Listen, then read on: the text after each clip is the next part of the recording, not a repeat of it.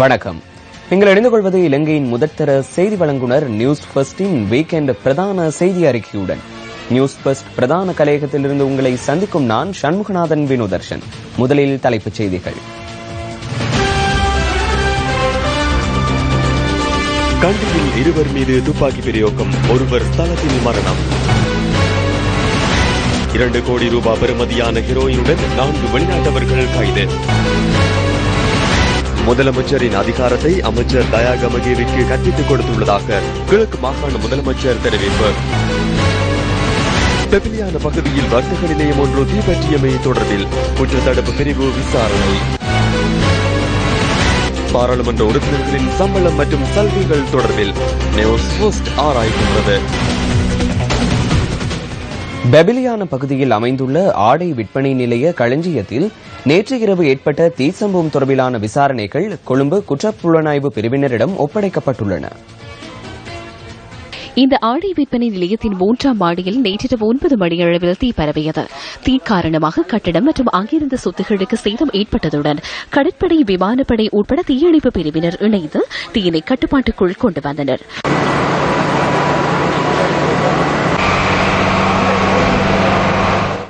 இதேவேளை சம்பவம் இடம்பெற்ற இடத்துக்கு அமைச்சர் ஃபைசல் முஸ்தபா உட்பட அரசியல்வாதிகள் சிலர் சென்று பார்வையிட்டனர்.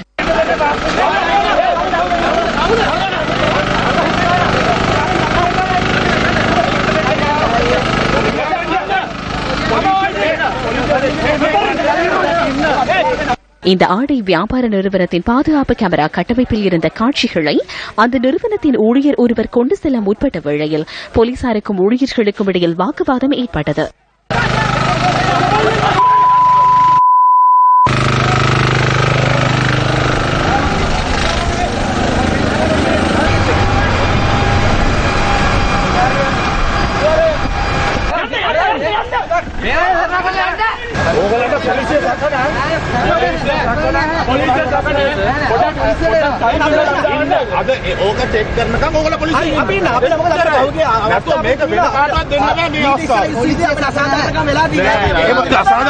அநீதி ஏற்படுமாயின் அதற்காகத்தான் நாங்கள் இருக்கின்றோம். எமக்கு இனபேதம் இல்லை. நாங்கள் அனைத்து இளைஞர்களுக்காகவும் தான் இருக்கின்றோம். ஆகவே சந்தேகிக்க வேண்டாம். நாங்கள் கடமையை தான் செய்கின்றோம். நீங்கள் இதனை எடுத்துச் சென்றால் யார் சுயாதீனமாக பார்ப்பார்கள்? இந்த தீ சம்பவத்திற்கான காரணம் மின்னொழுக்கு இல்லை. நாங்கள் இரவில் அனைத்து மின்சார கட்டமைப்புகளையும் அணைத்துவிட்டே செல்வோம். மின்னொழுக்கு ஏற்பட எந்த ஒரு காரணமும் இல்லை. எங்களுக்கு சந்தேகமாக உள்ளது. குறித்த தீச்சம்பவம் தொடர்பான விசாரணைகளுக்கு உயர் தொழில்நுட்ப முறை மற்றும் சிசிடிவி காட்சிகள் பயன்படுத்தப்படுவதாக போலீசார் தெரிவித்தனர். அரசு ரசாயன பகுப்பாய்வு திணைக்களத்தின் உதவியும் இந்த விசாரணைகளுக்காக பெற்றுக் கொள்ளப்பட்டுள்ளது என போலீஸ் தலைமையகம் கூறியுள்ளது. கண்டி அங்கும்புர பகுதியில் காரொன்றில் சென்ற ஆயுதக்குழு ஒன்றினால் வீதியோரத்தில் இருந்த 2 பேர் மீது இன்று காலை துப்பாக்கி பிரயோகம் நடத்தப்பட்டது. துப்பாக்கிச் சூட்டுக்கு இலக்கான ஒருவர் சம்பவ இடத்தில் உயிரிழந்துள்ளதுடன் காயமடைந்த மற்ற நபர் கண்டி பொது வைத்தியசாலையில் சிகிச்சை பெற்று வருகிறார்.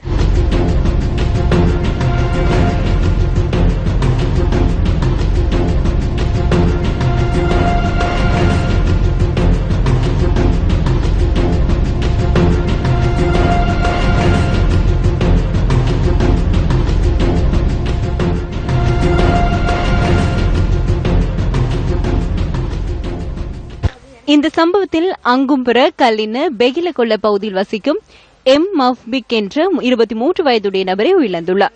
இந்த துப்பாக்கிச் சூட்டு சம்பவத்துடன் தொடர்புடைய சந்தேக நபர்கள் 2 கைது செய்யப்பட்டுள்ளதாக போலீசார் தெரிவித்தனர். சந்தேக நபர்களிடமிருந்து T56 ரக துப்பாக்கி ஒன்றும் கைப்பற்றப்பட்டுள்ளது. சந்தேக நபர்கள் வருகை தந்த கார் ஹரிஸ்பத்துவ பூச்சாப்பேட்டிய பகுதியில் கண்டுபிடிக்கப்பட்டுள்ளது. இந்த துப்பாக்கி பிரயோக சம்பவத்துடன் தொடர்புடைய இணைய சந்தேக நபர்களை கைது செய்வதற்காக மத்திய மாகாணத்திற்கு பொறுப்பான சிரேஷ்ட பிரதி போலீஸ் மா அதிபர் தலைமையில் 6 குழுக்கள் விசாரணைகளை மேற்கொண்டு வருகின்றன. 2 கோடி ரூபாய் பெறுமதியான ஹெரோயின் போதைப் பொருளுடன் வெளிநாட்டு பிரஜைகள் 4 பேர் கல்கிசை ரயில் நிலையத்திற்கு அருகில் இன்று காலை கைது செய்யப்பட்டுள்ளனர்.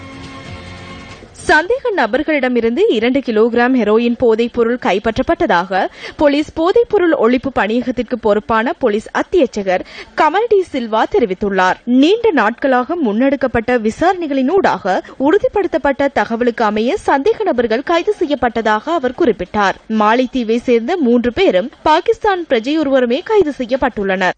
உறுப்பினர்களின் மாதாந்த சம்பளம் மற்றும் கொடுப்பனவுகளை அதிகரிக்க வேண்டும். இந்த கருத்து சில தினங்களாக பாராளுமன்றத்திலும் வெளியிலும் விமர்சனங்களை தோற்றுவித்துள்ளது.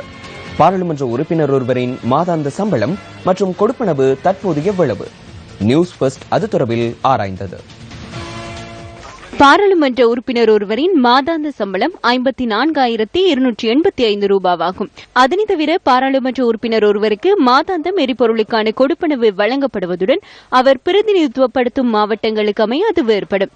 15,000 ரூபாய் தொடக்கம் 65,000 ரூபாய் வரை இந்த கொடுப்பனவு வழங்கப்படும். அத்துடன் பிரத்யேக செயற்குழுவினருக்கான சம்பளமாக 80,000 ரூபாய் முதல் 1,00,000 ரூபாய் வரையும், தொலைபேசி கொடுப்பனவாக 50,000 ரூபாவும், போக்குவரத்து கொடுப்பனவாக 10,000 ரூபாவும், உபசார கொடுப்பனவாக 1,000 ரூபாவும் பாராளுமன்ற உறுப்பினர் ஒருவருக்கு வழங்கப்படுகிறது. பாராளுமன்ற கூட்டத்தொடர் ஒன்றில் கலந்து கொள்வதற்காக 500 ரூபாய் வழங்கப்படுகின்றது. வாடகை வீட்டிற்காக மாதாந்தம் 50,000 ரூபாவும், 2,00,000 ரூபாய் காப்புறுதியும், 62,500 அமெரிக்க டாலர்கள் அன்னளவாக 93,75,000 ரூபாய் தீர்வை வரியற்ற வாகன கொள்வனவிற்காக பாராளுமன்ற உறுப்பினர்களுக்கு வழங்கப்படுகிறது. அதன் பிரகாரம் பாராளுமன்ற உறுப்பினர் ஒருவருக்கு குறைந்தபட்சமாக மாதாந்தம் 2,00,000 ரூபாய் கிடைக்கின்றது. அத்துடன் அமைச்சர்கள் மற்றும் பிரதி அமைச்சர்களுக்கு அமைச்சர் பொறுப்புக்கான சிறப்பு சலுகைகளும் உரித்தாகின்றன. காப்புறுதிக்கான நிதியை 5,00,000 வரை உயர்த்துதல், பாராளுமன்ற வருகைக்கான கொடுப்பனவை 2,500 ரூபாய் வரை அதிகரித்தல் தொடர்பில் தற்போது அதிக கவனம் செலுத்தப்பட்டுள்ளது. பாராளுமன்ற உறுப்பினர்களுக்கான காப்புறுதி தொகை 2,00,000 ரூபாவாகும். அதனை அதிகரிக்க வேண்டும். அதனை 5,00,000 வரை அதிகரிக்காவிட்டால் தற்போது உள்ள வெட் வரிக்கு அமைய குறைந்த பெறுமதி கிடைக்கும். அமைச்சர்கள் மற்றும் பாராளுமன்ற உறுப்பினர்களுக்கு வழங்கப்படும் நிதி குறைவாக உள்ளது. இதனை அதிகரிக்க வேண்டும். இல்லாவிடின் இதனை முன்னெடுத்து செல்ல முடியாது என்பதே உண்மை. வீட்டுக்கு சென்றால் மனைவி அதிகமாக சம்பளத்தை பெற்றுக் கொள்கின்றார். அந்த நிலைக்கு வந்துள்ளோம். என்னை திட்டினால் பரவாயில்லை. இந்த நிலைமை இவ்வாறு இருக்கையில் 58 பாராளுமன்ற உறுப்பினர்களுக்கு மேலும் சலுகைகளை பெற்றுக் கொடுப்பதற்கு அரசாங்கம் தீர்மானித்துள்ளதாக எதிர்க்கட்சியின் பிரதம கொறடா அனுரகுமார திசாநாயக்க பாராளுமன்றத்தில் தெரிவித்துள்ளார்.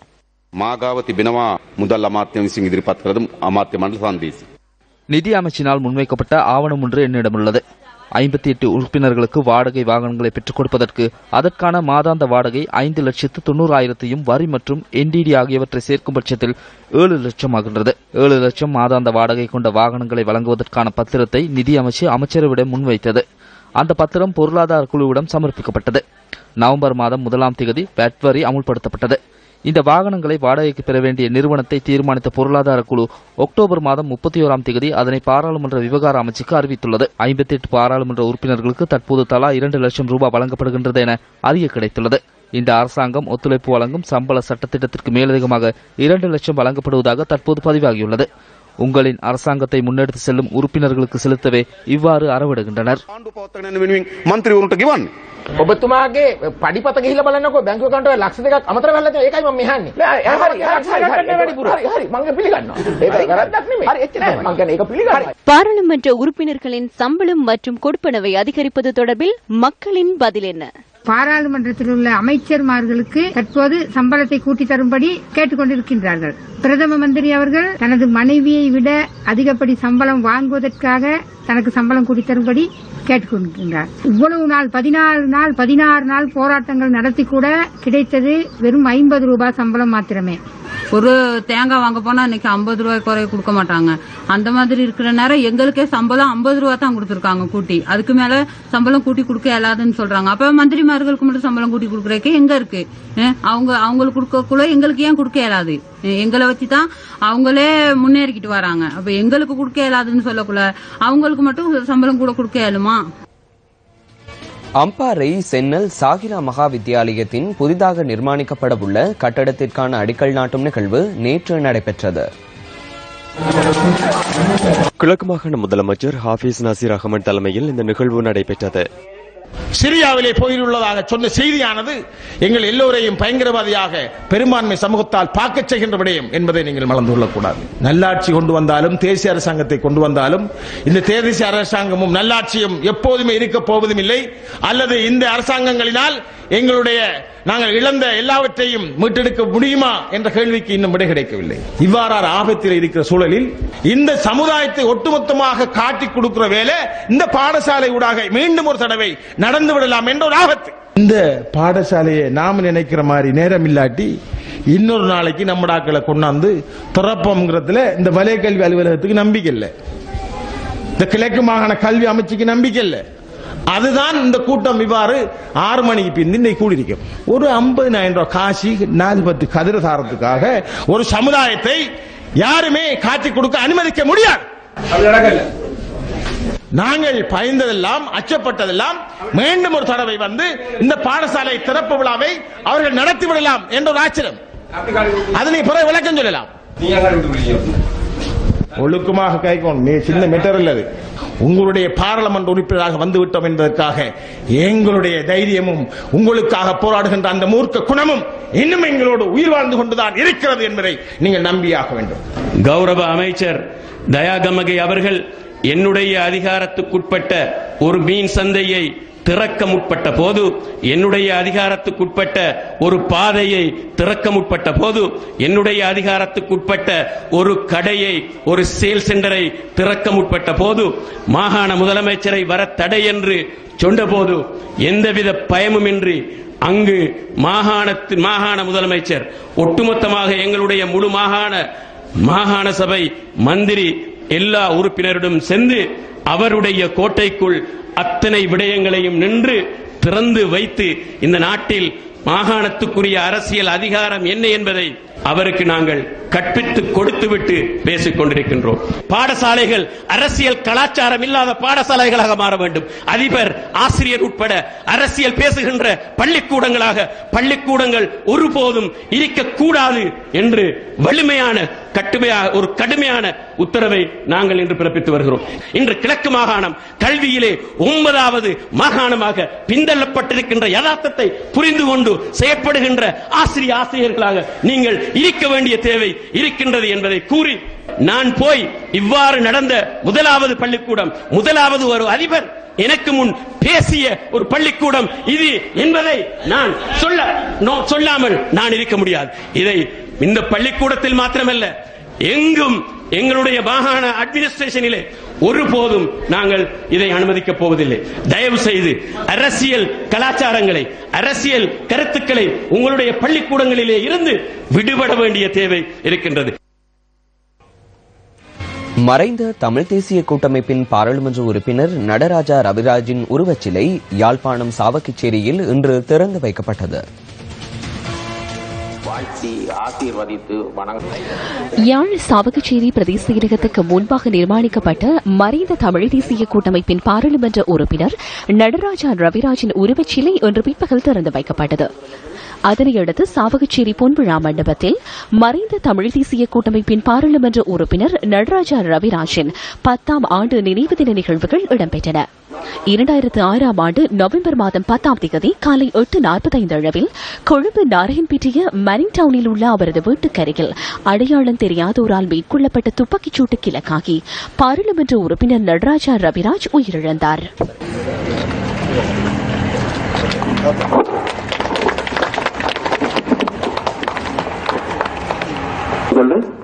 இதேவேளை அமரர் நடராஜா ரவிராஜின் உருவச்சிலைக்கு பாதனையுடன் சென்று மலர் மாலை அணிவித்தமை தொடர்பில் இவ்வாறு எதிர்ப்பு தெரிவிக்கப்பட்டது.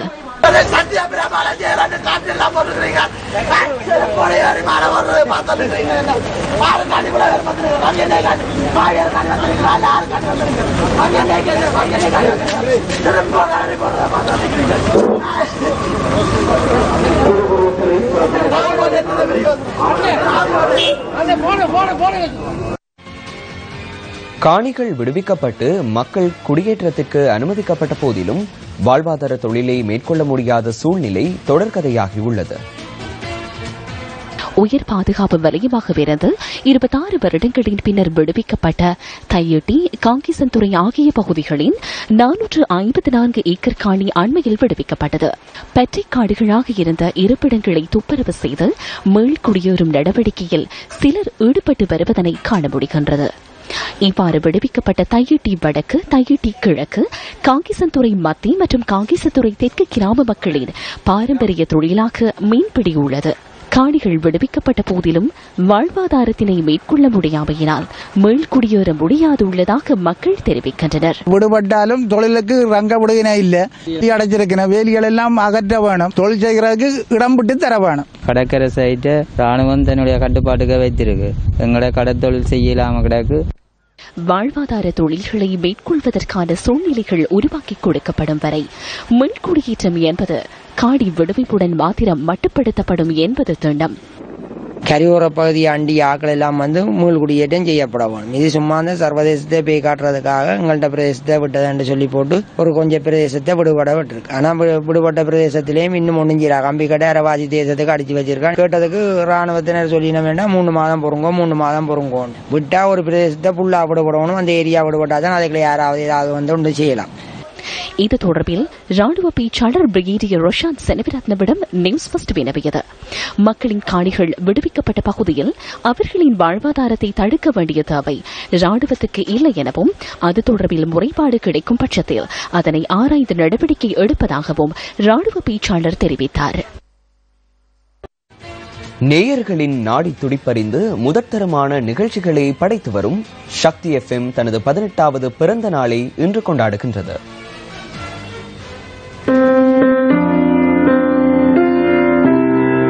சக்திக்கு 18 இளமை, இனிமை, புதுமை. தமிழ் பேசும் மக்களின் சக்தியாய் விளங்கும் சக்தி FM-இன் 18வது பிறந்த நாளை முன்னிட்டு இன்று காலை தெய்வானவ கலையகத்தில் விசேட பூஜைகள் இடம்பெற்றன.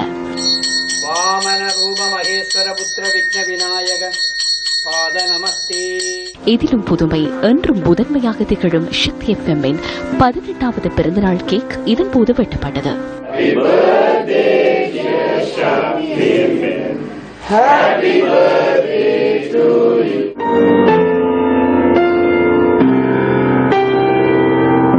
இந்த 18 வயசு வார நேரம் நிறைய பொறுப்புகளை உணர்ந்து கொள்ற தன்மை ஒவ்வொருத்தருக்கும் இருக்கும். அதே மாதிரி விளையாட்டு தன்மையும் அதிகமா இருக்கும். இந்த மாதிரியான விஷயங்களை நாங்க உள்ளெடுத்து மக்களுடைய உள்ளங்களை அறிந்து அவர்களுக்கு ஏற்ற விதத்திலே எங்களுடைய நிகழ்ச்சிகளை தரவும், மக்களுடைய வாழ்க்கையில் ஒன்றிணையக்கூடிய ஒரு ஊடகமாக சக்தி FM திகழும். அதற்கு உங்களுடைய ஆசைகள் என்றென்றும் தேவை என கேட்டுக்கொண்டு, எங்களுடைய முகாமைத்துவத்திற்கும் எங்களுடைய நேயர்களுக்கும் என்னோடு பணிபுரிகின்ற என்னுடைய அன்பு சகோதரர்கள் சகோதரிகள் அனைவருக்கும் என்னுடைய நன்றிகளை தெரிவித்துக் கொள்கின்றேன். Happy birthday Sakthi FM. First of all, இத்தனை வருடங்களாக எம்முடன் இணைந்திருந்த எமது ரசிகர்களுக்கு நாம் எமது நன்றியை தெரிவித்துக் கொள்கின்றோம். சிறந்த தருணங்களையும் சவால் மிக்க தருணங்களையும் நாம் எதிர்கொண்டுள்ளோம். அதிக அளவிலான சிறந்த தருணங்கள் எமக்குள்ளன. இது உங்களினாலேயே ஏற்பட்டது. பல்வேறு பொறுப்புகளுடன் எமது செயற்பாடுகளை நாம் நாளாந்தம் மேற்கொள்கின்றோம். இந்த பயணத்தில் எம்முடன் இருந்த அனுசரணையாளர்களுக்கு நாம் எமது நன்றியை தெரிவித்துக் கொள்கின்றோம். அபர்ணா உள்ளிட்ட சக்தி FM குழுவினருக்கு எனது வாழ்த்துக்களை தெரிவித்துக் கொள்கின்றேன். தமிழ் மொழியில் சிறந்த நிகழ்ச்சிகளை தொடர்ந்து நாம் உங்களுக்கு வழங்குவோம். தமிழ் பேசும் மக்களின் சக்தியே சக்தி அலைவரிசை என்பதை நாம் அனைவரும் அறிவோம். 18 வருஷம் இதுல இருக்கிற பல பேர் 18 வருஷமா சக்தியோடு இருக்கிறார்கள். அதே மாதிரி வானொலி கேட்டுட்டு இருக்கிற நேயர்கள் 18 வருஷம் இருந்து இப்ப 18 வருஷம் தாண்டி முன்னால போறேன்னு சொன்னா அது பெரிய ஒரு படி தாண்டி முன்னாடி போறது. இந்த வருஷத்துல நான் சொல்ல நினைக்கிறது, சக்தி 18 வருஷம் செய்த புதுமைகளை விட இனி செய்யறது தான் புதுமையான விஷயமாக இருக்கும். இந்த மாதிரி முன்னாடி போறதுக்கு நேர்கள் அனைவருக்கும் நாங்கள் நன்றி சொல்ல வேண்டும். இது நேர்கள் இல்லாமல் வானொலி இல்ல, டெலிவிஷன் இல்ல. சக்தி குடும்பத்துக்கு நான் சொல்றது, இப்ப இருந்து செய்யறது நிறையவே நல்லா செய்யறது. அதே மாதிரி முன்னால போக இதை விட நல்லா செய்துட்டு கொண்டு போகணும். சக்தி FM-இன் 18வது பிறந்த நாளை முன்னிட்டு நெருப்படா ஹிப்ஹாப் இசை நிகழ்ச்சி ரத்மலானி ஸ்டேன் கலையகத்தில் நேற்று பிரம்மாண்டமாக நடைபெற்றது.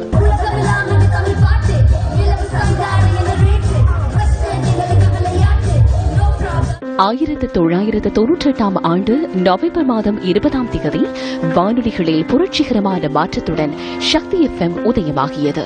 சக்தியோடு இணைந்திருக்கிறோம். இனிமையான இந்த சக்தியினுடைய 18வது பிறந்தநாள் கொண்டாட்டத்துல நிறைய விஷயங்கள் எங்களுடைய எல்லா அறிவிப்பாளர்களும் பேசிட்டு இருக்கிறாங்க. நிகழ்ச்சிகளில் மாத்திரமல்லாது மக்கள் சேவையின் மூலமாகவும் நேயர்களின் மத்தியில் ஒரு தனி இடத்தை தக்க வைத்திருக்கும் சக்தி FM நேயர்களின் மனங்களை கவர்ந்து தொடர்ந்தும் வெற்றி நடை போடுகின்றது. ஊடகத்துறையின் புரட்சியாளராய் புதுமைகள் பல படைப்பதுடன் மக்கள் சேவையையும் தொடர சக்தி FM-க்கு நியூஸ் ஃபர்ஸ்டின் வாழ்த்துக்கள்.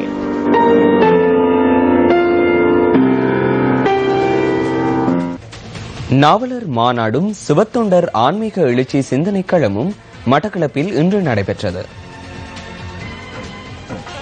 அகில இலங்கை இந்து மாமன்றம் மற்றும் மட்டக்களப்பு மாவட்ட இந்து இளைஞர் பேரவையும் இணைந்து இந்த நிகழ்வை ஏற்பாடு செய்திருந்தன. மட்டக்களப்பு கல்லடி உப்போடை ஸ்ரீ பேச்சியம்மன் ஆலய முன்றலில் கலாசார ஊர்வலம் ஆரம்பமானது. இதனையடுத்து மட்டக்களப்பு நாவட்குடா சுவாமி விபுலானந்தர் அழகிய கற்கைகள் நிறுவகத்தின் ராஜதுறை அரங்கில் நிகழ்வுகள் ஆரம்பமாகின. எங்களது அரசியலிலே இருப்பவர்கள் இந்த நாட்டிலே தமிழராகவும் இருக்க வேண்டும், அவர் ஒரு சைவராகவும் இருக்க வேண்டும் என்று விரும்பினார். அதனை அவர் சாதித்தார். அன்று ஆறுமுகநாவலர் அவர்கள் கண்ட அந்த கனவை இன்று அந்த வடமாகாண மண் நிறைவேற்றி இருக்கிறது.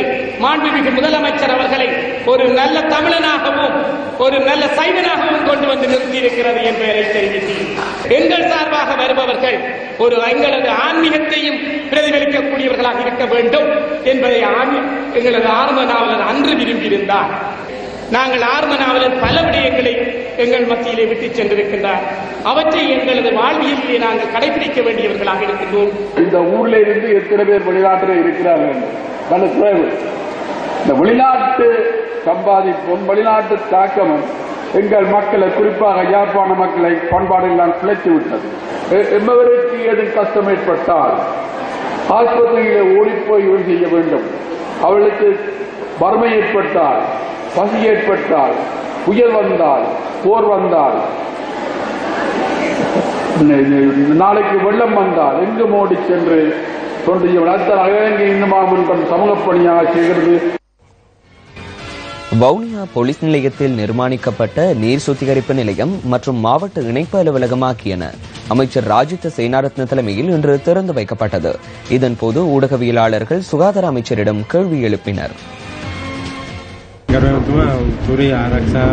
வடக்கில் பாதுகாப்பு தொடர்பில் மேஜர் ஜெனரல் கமல் குணரத்ன காலியில் நேற்று கருத்தொன்றை முன்வைத்திருந்தார். வடக்கின் பாதுகாப்பு தொடர்பில் திருப்தி அடைய முடியாது என்று கூறியிருந்தார். அரசாங்கம் என்ற ரீதியில் உங்களின் நிலைப்பாடு என்ன? திருப்தி அடைய முடியாது எனின் அவ்வாறான நிலைமைகளை அவர்களே ஏற்படுத்தியுள்ளனர். அவர்கள் பொறுப்பு கூற வேண்டும். அவர்களின் முன்னாள் பாதுகாப்பு செயலாளர்களும் பொறுப்பு கூற வேண்டும். இந்த பகுதிகளில் பல்வேறு ஆயுதம் தாங்கிய குழுக்களை உருவாக்குவதற்கு இவர்களே முன்னிலை வகித்தார்கள் என்பதை நான் தெளிவாக கூறிக்கொள்கின்றேன். தற்போது பாதுகாப்பு இல்லை என கூறுகின்றனர். அவர்களின் குழுக்களை ஈடுபடுத்தியே இவ்வாறான கருத்துக்களை இன்று முன்வைக்கின்றனர். இவர்கள் ஒரே சூழ்ச்சியின் பங்குதாரர்கள். இவர்களுக்கு எதிராக கடும் நடவடிக்கை எடுக்குமாறு நான் அரசாங்கத்திடம் கோருகின்றேன். பயங்கரவாத தடுப்புச் சட்டத்தின் கீழே ஆவா குழு தொடர்பான விசாரணைகள் முன்னெடுக்கப்படுகின்றன. இவர்கள் கொள்ளையர்கள் என்ற நிலைப்பாடு தற்போது உள்ளது. அவ்வாறெனின் இவ்விரண்டிலும் முரண்பாடு காணப்படுகின்றது அல்லவா? அவர்கள் கொள்ளையடித்தாலும் பயங்கரவாதத்தில் ஈடுபட்டாலும் இரண்டும் ஒன்றே. இந்த நாட்டு மக்களுக்கு இதனால் பாதிப்பு ஏற்படும். ஏதாவது ஒரு சட்டத்தின் கீழ் கடுமையான தண்டனையை வழங்க வேண்டும். அதனையே நாம் கூறுகின்றோம். இல்லாவிடின் சட்டங்களை தேடியேனும் செயற்பட வேண்டும்.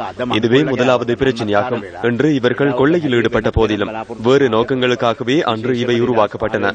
2015 ஆண்டு தேர்தலின் போது வடக்கில் வாக்குகளை கொள்ளையிடுவதற்காகவே இவற்றை உருவாக்கினார்கள். எனினும் கடந்த காலங்களில் அவை வெற்றி அளிக்கவில்லை. இதனை உருவாக்கியவர்களை நாம் அறிவோம். அவர்களின் பெயர்கள் நமக்கு தெரியும். குற்றப்புலனாய்வு திணைக்களத்திடம் அனைத்து அறிக்கைகளும் உள்ளன. அவற்றை உருவாக்கியவர்களே பாதுகாப்பு இல்லை என தற்போது கூறுகின்றனர். இதேவேளை ஆவா குழு தொடர்பில் மக்கள் மத்தியில் பல்வேறு சந்தேகங்கள் எழுந்துள்ளன. இதற்கு யார் பொறுப்பு கூற வேண்டும் என மக்கள் கேள்வி எழுப்புகின்றனர். இந்த ஆவா குழுவினுடைய செயற்பாடுகளை அரசாங்கத்தால் ஏன் கட்டுப்படுத்த முடியாது என்பது மக்களிடையே பாரியொரு வினாவாக இருக்கிறது. அதே நேரத்தில் கடந்த அரசாங்கம், யுத்தத்தை வெற்றி கொண்ட அரசாங்கம் தமது அரசியல் சுயநலங்களுக்காக இந்த குழுவை இயக்கியதாக ஆரம்ப காலத்தில் கூறப்பட்டது. ஆனால் இப்போதைய அரசாங்கம், அந்த அரசாங்கம் ஆட்சியிலிருந்து துரத்தப்பட்டு இப்போது அவர்கள் ஆட்சியற்ற முறையிலே இப்போது ஒரு தேசிய அரசாங்கம் இந்த நாட்டிலே நடந்து கொண்டு இருக்கிறது. அந்த வகையிலே இந்த குழுவை ஏன் தொடர்ந்து யாருடைய பின்னணியில் என்ன நோக்கத்துக்காண்டி இயங்குது என்பதனில் மக்கள் மிகுந்த கவலை உணர்வுடன் இருக்கிறார்கள். நல்லாட்சி என்று சொல்லப்படுகின்ற தமிழ் மக்களால் ஏகோபித்த வாக்களால் வென்று இன்றைக்கு ஆட்சி பீடம் ஏறியிருக்கின்ற அரசாங்கம் எவ்விதமான சட்ட நடவடிக்கையும் எடுக்கையில் மக்களுக்கான சரியான பாதுகாப்பு வழங்கவில்லை என்ற மிகப்பெரிய குற்றச்சாட்டை நாங்கள் முன்வைக்கிறோம். இது மிக விரைவிலே இதுக்கான முடிவை அரசாங்கம் எடுக்க வேண்டும். நியூஸ் ஃபர்ஸ்டின் ஆசிரியர் தலையங்கம் அடுத்து. ரயில் தடம் புரண்டு விபத்துக்குள்ளானதில் 100க்கும் அதிகமானவர்கள் உயிரிழந்துள்ளனர். விபத்தில் சிக்கி 200 பேர் காயமடைந்துள்ளதுடன் இவர்களில் அரைவாசி பேரின் நிலைமை கவலைக்கிடமாக உள்ளதாக தி ஹிந்து செய்தி வெளியிட்டுள்ளது. இது தொடர்பான விரிவான தகவல்களை எமது 10:45 பிரதான செய்தியில் எதிர்பாருங்கள். வணக்கம்.